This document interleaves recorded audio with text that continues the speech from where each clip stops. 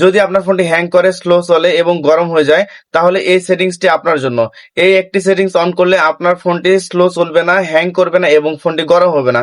তো চলুন কি সেই সেটিংস আমি ভিডিওর মাধ্যমে দেখা দিচ্ছি। আমার আইডিটা অবশ্যই ফলো দিয়ে রাখবেন, এরকম নিত্য নতুন ভিডিওগুলো পেয়ে যাবেন। আর ভিডিওটা বেশি বেশি শেয়ার করে আপনার বন্ধুদের দেখার সুযোগ করে দিবেন। চলুন সরাসরি স্ক্রিনে যাই, লেটস গো।